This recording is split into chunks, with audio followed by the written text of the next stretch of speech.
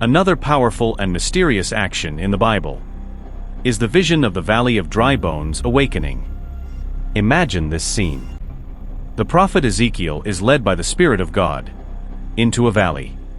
But this is no ordinary valley. There are no rivers flowing, no trees rising, no flowers blooming, only silence and bones scattered everywhere. Dry, brittle, forgotten by time. Can you see it in your mind? A land of the dead. A place where hope had long been buried. A place that spoke louder of despair than of life. And then, God speaks. Son of man, can these bones live? What a question. To stand before the remains of what once was, and be asked if life can return. To look at hopelessness itself, and be told to answer. What would you have said? Would you have laughed? Would you have wept? Or would you, like Ezekiel, bow before the mystery, and whisper, Sovereign Lord, only you know. Then the command comes. Prophesy to these bones. Say to them, Dry bones, hear the word of the Lord. And so Ezekiel speaks. And suddenly, the silence is broken. A sound rises through the valley. The rattling of bones clashing against bones. The shaking of what was once dead, beginning to move again. Picture it. Skeletons forming before his eyes. Each rib finding its place. Each hand joining to an arm. Each skull turning upward. And then, tendons weave across the frame like vines on old stone. Flesh begins to wrap around them. Skin covers them. And what was once a pile of forgotten remains becomes the form of an army. But there is still no life.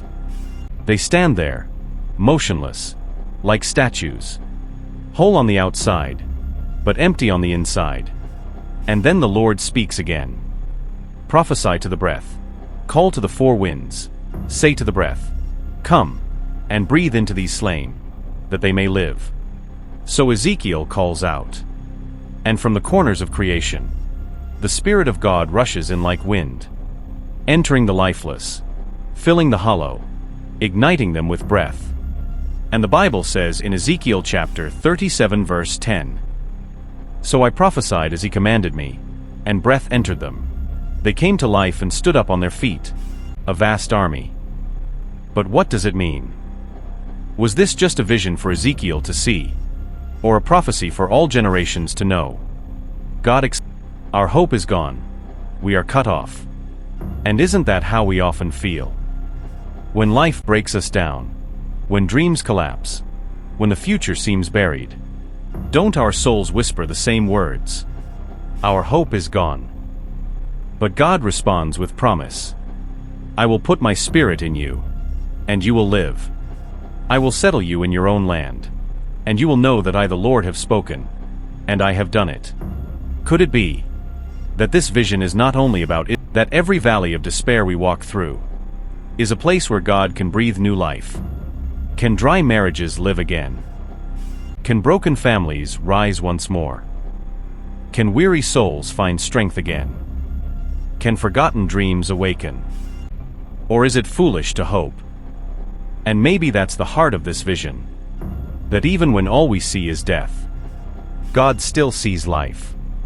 That even when all we hear is silence, God still speaks.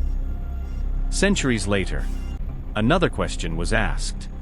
When Jesus stood before a grieving woman at her brother's tomb, he said to her in John chapter 11 verse 25, I am the resurrection and the life. The one who believes in me will live, even though they die. Could it be that the valley of dry bones was always pointing forward, to the one who breathes life into the dead, not just for a moment, but for eternity? Think about it. When you stand in your own valley, surrounded by brokenness, and you hear God's whisper, Can these bones live? What will you say? Will you trust your eyes that only see the bones? Or will you trust the Lord who speaks life where there is none? Maybe the question was never about the bones themselves, Maybe the question was always about us. About our faith, our trust, our surrender. So let me ask you today. When God looks at the valleys of your life and asks, "Can these bones live?" What will your answer be?